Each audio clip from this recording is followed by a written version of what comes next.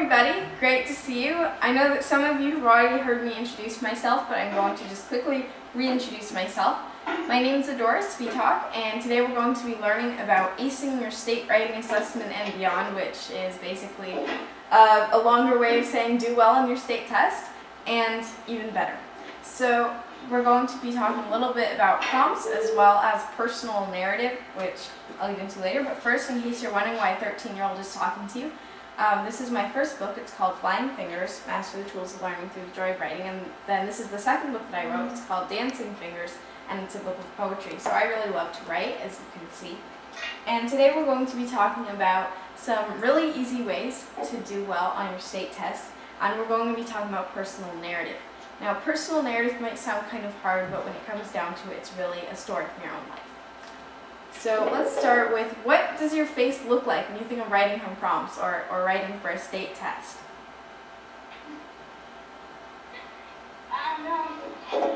Are you happy, a little bit nervous, really confident? How do you feel?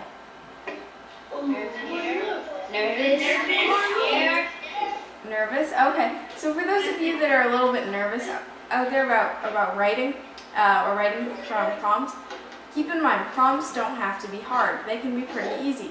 You just start on your test by reading the prompt carefully, looking for key words, and thinking about the purpose of the prompt. What are you trying to do? So, you get a prompt, you start reading it, and then you ask yourself 3 questions. What is my purpose? Who is my audience? What is my perspective? So, when you get a prompt and it says, tell a story, imagine that you've been taken back in time. What do you see around you? How do you get back home? Describe your adventure. So you get this prompt and you're looking at it and you're thinking, okay, so they want me to tell a story. That means it's some kind of narrative. And then, so you found your purpose. What kind of response should I write? Who is my audience? Who is your audience when you're writing on a state test? Anyone?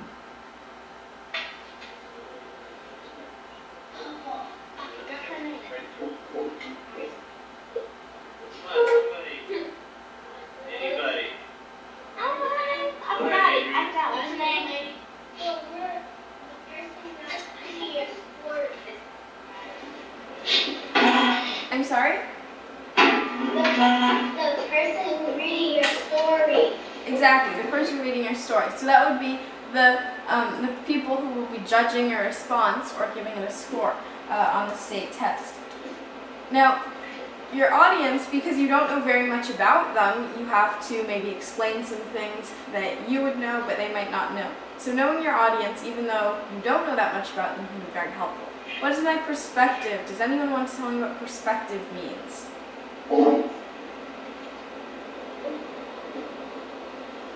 Point of view. Point of view. Point of view. Point of view, yes.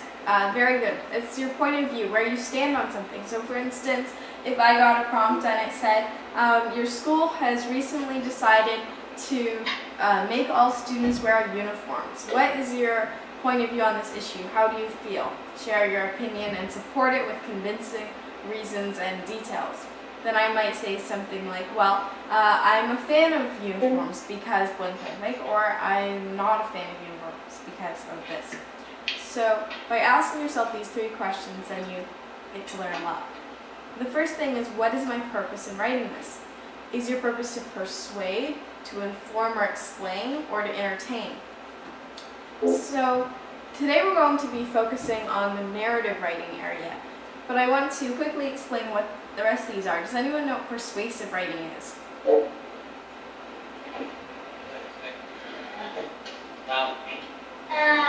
Persuasive writing is trying to make someone do something. Very good. It's trying to make someone do something. Raise your hand if you've ever seen an advertisement.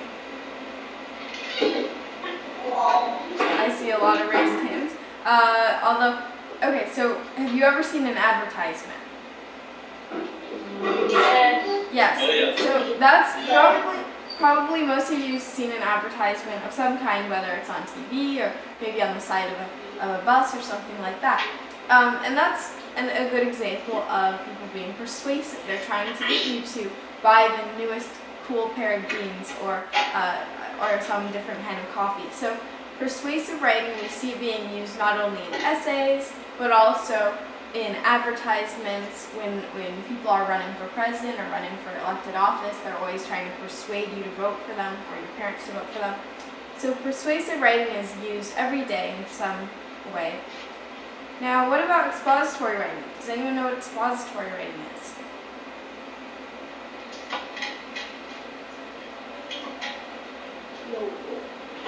Okay, well, here's a clue. If I were writing a persuasive article about a penguin, then what might it be like? It might be something like, penguins are the coolest animals on Earth because they're cute and they have lots of skills or talents. If I were writing an expository essay about a penguin, I might say something like, penguins' natural habitat is on the continent of Antarctica, where temperatures can reach frigid levels. So does anyone see the difference between persuasive writing and expository writing? Yes. Okay, what is the difference?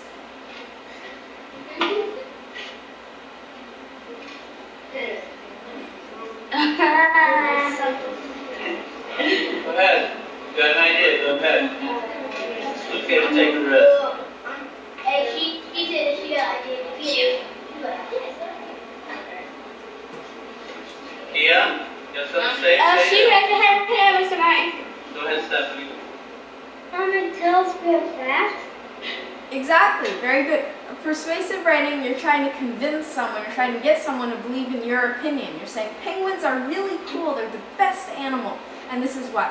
When you're doing expository writing, you're like, well, penguins live on the continent of Antarctica, and they eat lots of fish, and they have the ability to swim, but they cannot fly because they don't have wings. So you're informing. You're just telling facts. So that's the difference between persuasive and expository. So what about the type of writing that we're focusing on today? Narrative writing. Does anyone know what narrative writing is? Take it back to class.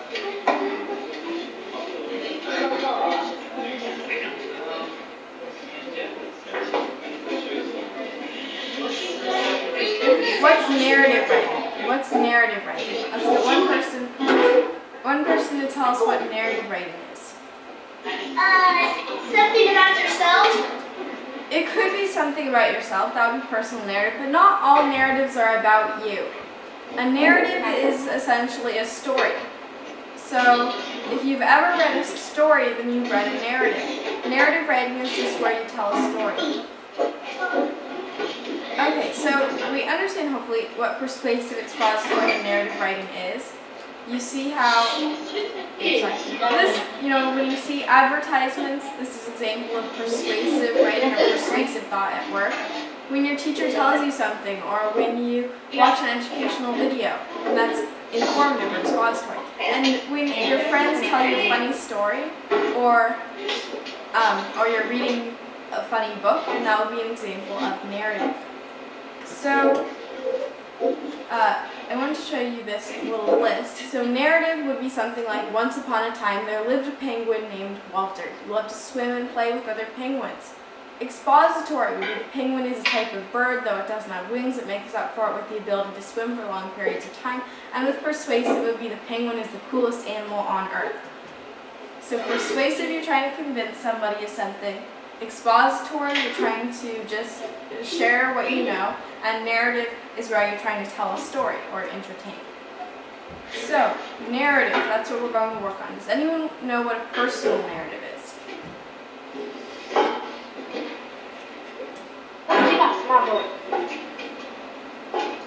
So, if you know that a narrative is a story, then what is a personal narrative? Personal narrative. Story about you. Is a story about you, exactly. Very good. So, if a narrative is a story, then The Lord of the Rings is a narrative, and so is your favorite cartoon. But we can also, stories from our own life are narratives too. So, not all narratives are personal narratives, but all personal narratives are about somebody's life. They've probably written it about their life. So a story from your own life is called a personal narrative. Today we're going to be talking about choosing a good personal narrative and how to make it interesting and exciting. So what kinds of stories do you like? Mystery. Basketball. Cartoon. Humor. Mystery. Dancing. Basketball. Okay, let's quiet down. Okay, so taking what I heard, because it was a little bit difficult with everyone speaking over each other, I heard, I think 4 things: mystery, fantasy, basketball, and maybe just 3 things. Yeah, okay. So, next time, try going one at a time. So it looks like you guys have a pretty diverse range of interests. You like a lot of different things. So we have mystery, fantasy, basketball, cartoons maybe. I heard someone say that. I've never heard of basketball as actually a type of story, so that's interesting. I'm sure there's a lot of stories about basketball. So. Now what do you think is one thing all of these different genres or all of these different types of books have in common? Raise your hand. What do you think, Brandon? They have words. Yes, they do have words. What else do you think they might have in common? And pictures?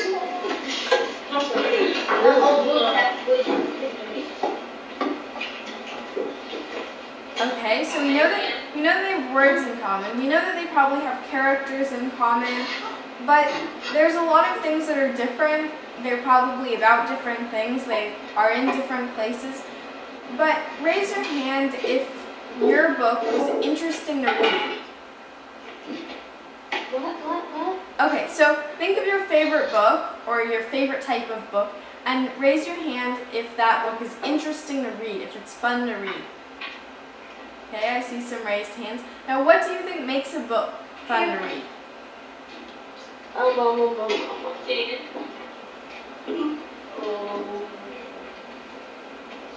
Stop. Be more specific. What kind of stuff in the book makes it interesting? Okay, it provides information for your internet game. Oh, wow. Okay.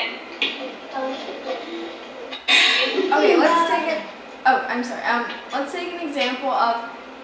So you're reading a book and you come to the end of the chapter and it says something really exciting, like, I thought that I would be safe after I ran off the boat, but little did I know that I was followed by someone.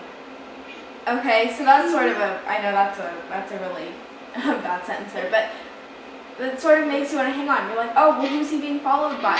Why do you have to be safe after running off the boat? What's going to happen to you? You have all these questions after you read the end of a sentence and it's like, little did I know this would happen, or I thought I would be safe, or something like that.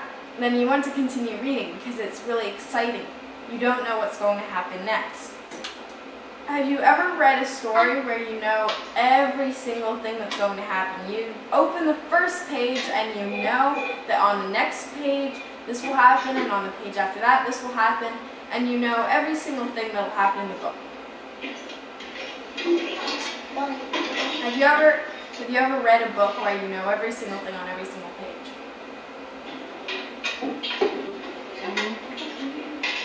Probably not, because then the story might be a little bit boring. If you knew everything that was going to happen to the character, then you probably wouldn't be in as much suspense. Stories are more exciting when they're suspenseful, when you're not sure how they're going to turn out. So, what does suspenseful mean? Raise your hand if you know what suspenseful means.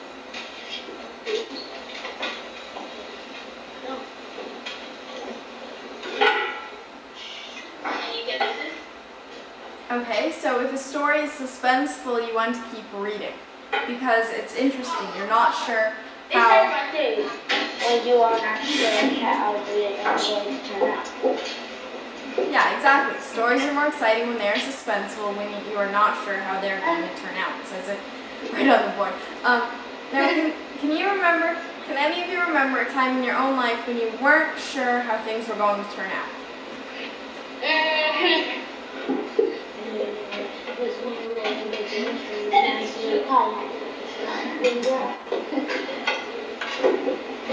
Could the teacher please call the students?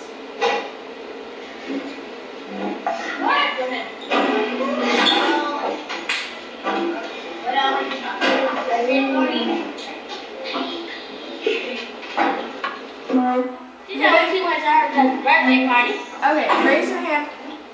Raise your hand if you've ever moved from one place to another. Also, could you stop dragging the chairs down? It makes a loud noise. Have any of you ever moved from one house or one apartment or you've lived somewhere and then you've moved? Have any of you ever moved before? Okay, I see some raised hands. Okay, so that would be a time when you're not entirely sure how everything's going to turn out. Maybe you're not sure if you'll like your new home. You're not sure how many friends you'll make, or whether you'll like your new neighborhood as much. So whenever you move from one place to another, there's a lot of questions that you might have. There's a lot of things that you might not be sure about. You've probably also all taken big tests that you don't know how well you'll do on. You might have studied a lot, but you're not sure how well you'll do. So throughout our lives, we have times where we're just not sure how things are going to turn out. So tip number 1 for a personal narrative is to choose a memory about a difficulty, a conflict, or an obstacle, and I'll explain what that means. But why would you want to choose a memory about a difficulty to write about? Hands up, why would you want to choose a story or a memory that's difficult? Or that has conflict? Adrian. Maybe you would try something like a book that the one that you have just to try it out with people or Denise?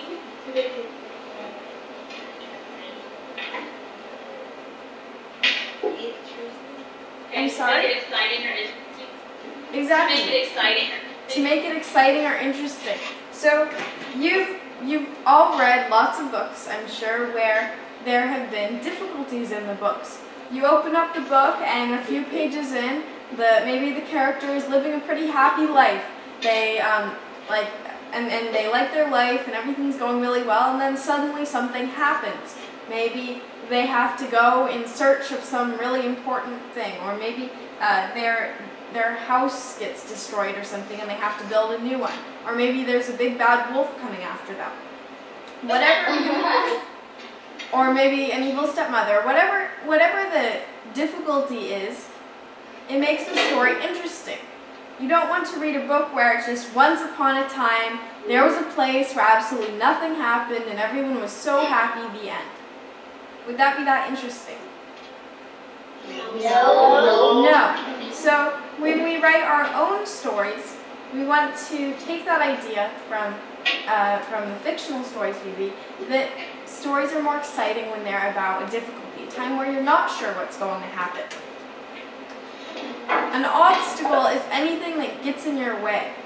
So if I'm trying to run over here and suddenly I slam up against a wall or something, okay, I know it's not there, but that would be an obstacle. So kind of cheesy example, but we have lots of obstacles in our life. Some of them are invisible, and some of them are actually physical. So some examples might be your sister, a storm, your fear of the dark. So let's take, for example, your fear of the dark. How would that be an obstacle? Maybe if you want to get from your room to the kitchen, but it's really dark in the house and you're super scared and you think you see all these weird shadows, so that would be your obstacle. A mean dog. If you really need to get to school, but there is this mean dog that's always barking at you and being really frightening, then of course that's a big obstacle. And then not having the right brand of shoes. That's something really small, but it could be an obstacle to some people because they think, oh, I don't have the right brand of shoes, and it makes me look bad and stuff like that. So an obstacle is anything that gets in your way. Now remember, we want to choose a memory about a difficulty, a conflict, or an obstacle because it makes our story more exciting. No one likes to read a book where just life goes on normal during the entire book and nothing bad ever happens and nobody has to solve any problems. And that's not how life is either. If we had absolutely perfect lives and we were happy all the time, then that would be great, but unfortunately, bad things do happen. So we're going to practice with writing about obstacles and conflicts. So, what is an obstacle? Anyone want to tell me what is an obstacle? Okay. I think that's something that keeps you away from going to another thing. Exactly. It's something that keeps you from doing another thing or keeps you from going where you want to go. If your goal or what you want to do is over here and there's just an obstacle blocking you from getting to it, then you have to overcome the obstacle. You have to jump over it or go around it or find some way of getting over it. So ask yourself, what kind of obstacle should I write about? Think about a time where you wanted to get somewhere and there was something blocking you. It could be something as simple as you wanted to go get another slice of pizza, but your big sister grabbed it and stopped you from having it, and she would be your obstacle. Or it could be something like you really want to jump into the water at a pool, but you're just really scared of the water, and so your fear of the water is your obstacle. Okay, so does anyone want to tell me about an obstacle they've had this week? Has anyone had an obstacle this week? Something that stopped you from doing or going where you wanted to go? Okay, your car broke. That's a good one, and that's a good obstacle also because a lot of people can relate to it. A lot of people have had their car break down at some point, and so they know what you're talking about. Okay, anyone else? What are other obstacles you've had this week? Adrian? I'll show you guys, right? What? I'm sorry? Not frustrated, I need to crash. Okay, you felt frustrated and you needed to cry, so maybe your frustration would be kind of an obstacle because if you wanted to do something but you were just really frustrated, and that would sort of keep you from moving on. What are some other obstacles?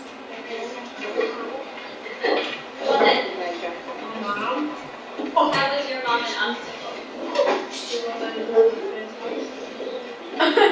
Okay, so you're saying I want to go to my friend's house and your mom is kind of blocking you from doing that. So our obstacles can be people, they can be animals, they can be objects, they can be your own mind. We find obstacles pretty much everywhere. So keep those obstacles in your head and think about writing about them for your personal narrative. And what about conflict? Well, conflict can be a disagreement, a struggle, a challenge, or a choice. So have any of you ever argued with little brothers or older brothers or sisters before?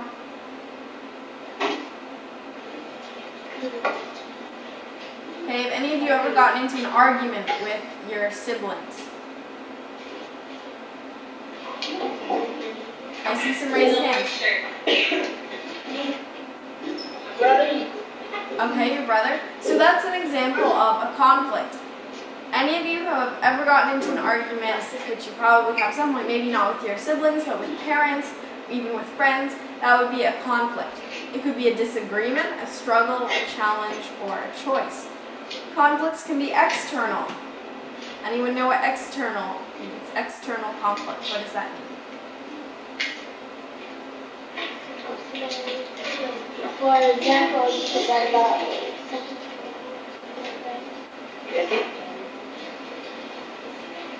Well, that's a crap. External conflicts are conflicts that happen outside. So they're not ones that happen in your head. External conflicts would be arguments, a game of basketball, winning or losing a race, surviving a power outage or a storm, doing something to impress someone. So they all involve something else or someone else. Internal conflicts. Now that we know what external conflicts are, they're conflicts that happen outside, they involve someone else. Does anyone know what an internal conflict would be?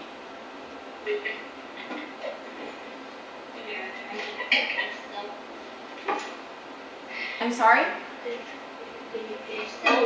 Yeah, exactly. So now instead of arguing with a friend or arguing with your sibling, you're arguing with yourself. And weird as that may sound, it's not a whole lot of talking to yourself. Oh, "Hey Dora, I think that you look pretty ugly in that shirt." "No, I don't. I like this shirt." It's not quite like that. Although you've all had that going on in your head, maybe you think, I wonder if maybe not that bad. But internal conflicts are ones that go on in your head. Time you have to choose between right and wrong. I wonder if taking that tennis racket from my friend, I'm just borrowing it, but I don't know. Is that nice of me? Is that right? Anytime you've had to kind of choose between right and wrong, or doing something that you're not quite sure is right, deciding whether or not to try out for a team. Well, I'm not really athletic, and I think I'd be a really bad basketball player. I'm not tall at all, and I can't tell one hoop from another, so I don't know, maybe I shouldn't. But then again, I like the sport, so if any of you have had any of those moments where you're thinking one thing and then you're thinking another thing, that's an internal conflict. Even trying to choose which flavor of ice cream to eat. Or do you want mac and cheese for dinner, or do you want lasagna or something like that? Anytime you have those moments with yourself where you're trying to choose, where you're arguing with yourself, that's an internal conflict. So, what is an external conflict? What is an external conflict?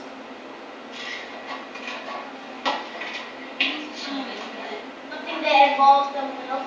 Something that involves someone else. Very good. What is an internal conflict?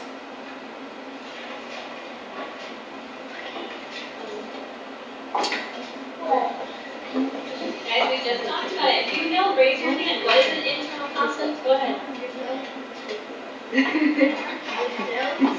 Siding with yourself? Yeah, exactly. Whenever you're arguing with yourself, choosing between something, having those moments, maybe not talking to yourself, but sort of in your head, you think one thing and then another. Conflicts can be serious, like choosing where to live, or they can be goofy, like choosing what shoes to wear. You've faced many conflicts in your own life. Some of them are small, and some of them might be pretty big. And you can write stories based on your own memories. Here's an activity. Choose a memory you would like to write about. Choose a memory about a conflict and write down your idea. So you all have paper in front of you, it looks like, or at least most of you do. Does everyone have paper and something to write with? No, not Mr. Barnett. Okay, I see some people have it. Is there any way that you could give the person next to you maybe a piece of paper to write with? Yeah, the teacher's not passing out the paper. Okay, great. Actually.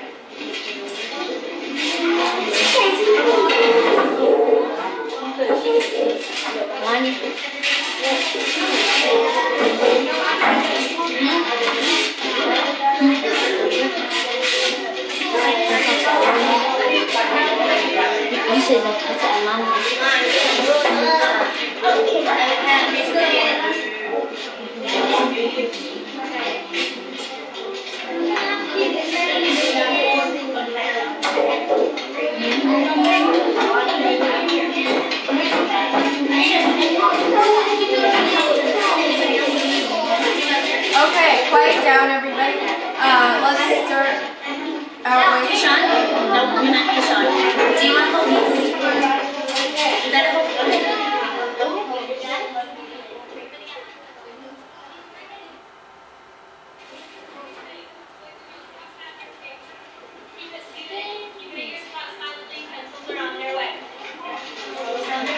So, think. Choose a memory about a conflict. Time you had an argument with yourself, an argument with someone else. Remember what an internal conflict is and an external conflict. So an internal conflict is a conflict that you have with yourself, and an external conflict is one that you have with someone else. It involves someone or something else. Okay, so everybody quiet down. I want you to think about a conflict that you've had in your own life. It could be something like arguing with your brother or sister. It could be a time you had to choose between two different kinds of ice cream. It can be serious, it can be kind of goofy. So choose a memory about a conflict, write down your idea. I need these back though, okay?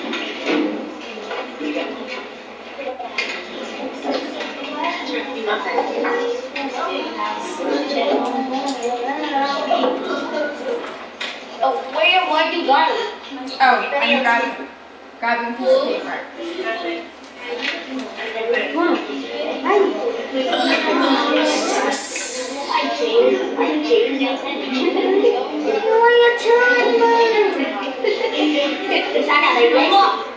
Okay, there shouldn't be talking going on. Right now, you want to think about what is your conflict, and write down the idea.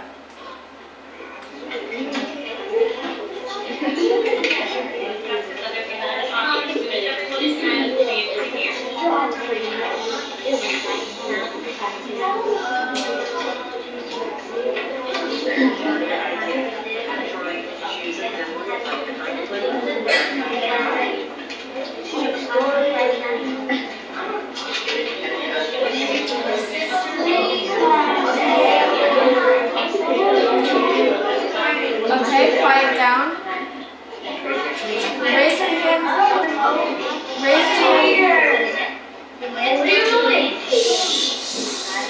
Okay, raise your hand if you finished writing down your conflict. So I wrote down my conflict, arguing with my sister about what video game to play. Okay, so raise your hand if you finished writing down what your conflict is. Okay, if you haven't finished writing down your conflict, you need to start or continue writing it down. And raise your hand once you've finished. Once you have your conflict written down, raise your hand.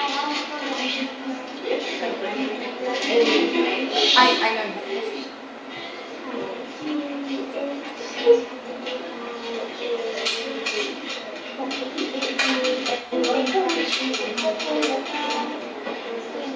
Guys, you don't have to raise your hand, just a little bit. Let us know that you have a conflict idea on your paper.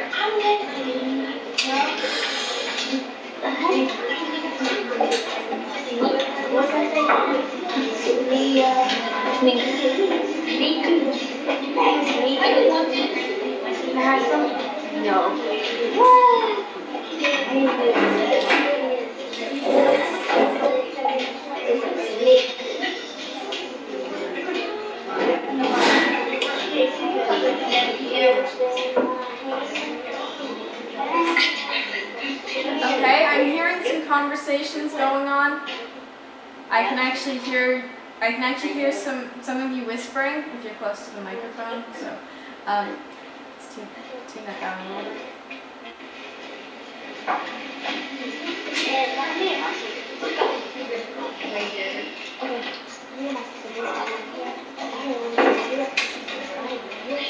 Okay, I think whether you finished writing your conflict or not, we're going to share what we have. So mine is, I already said, it's arguing with my sister about what video game to play. What's yours? Does anyone want to share theirs? Me and Mom. Share yours.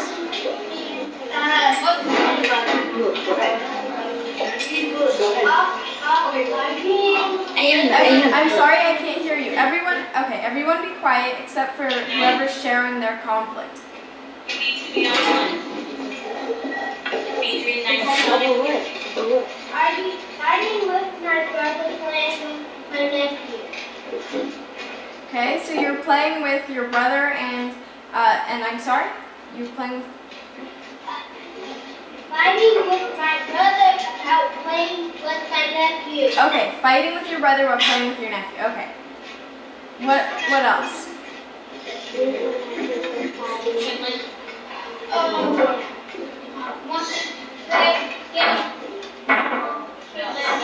You can't come on the table. Speak loud and clear, please. What's the game? Mom said no. Come in. Okay, when did you play a game that your mom said no? What else? Yeah. Fighting with my brother, because, to see who gets the Xbox. I'm sorry, excuse me.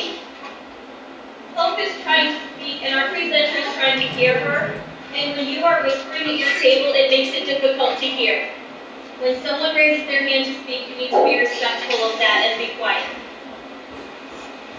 Okay, so we all have we all have different conflicts. It seems like a lot of us are talking about games or fighting with family members. You can have other types of conflicts too.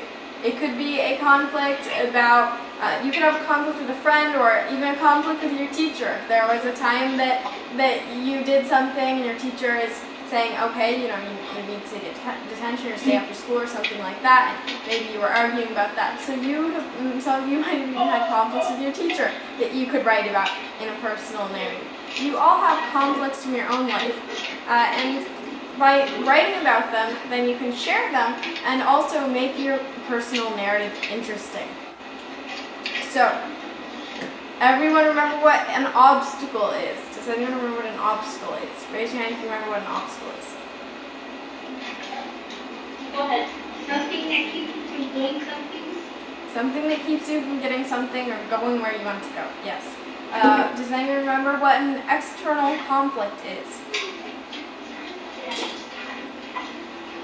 Mary? I'm sorry? About someone else. Okay. Yep. It's a conflict with someone else or that involves something else. What about an internal conflict? Conflict with yourself. Conflict with yourself. Okay, great. And finally, why are obstacles and conflicts, why are they important to your personal narrative? Why am I asking you questions about that?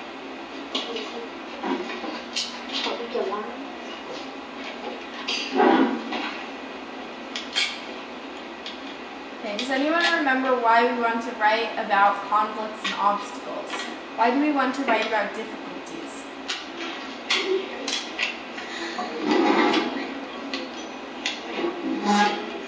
Why do we want to write about difficulties or conflicts? One of the students said to make it more interesting. Because we want to make it more interesting. Think back to stories that you've read. Does everything go perfectly well? Is it once upon a time there lived a girl named Cinderella and her stepmother loved her very much and she was extremely happy, and her stepsisters were really excited when she got to marry the prince. Was that how Cinderella went?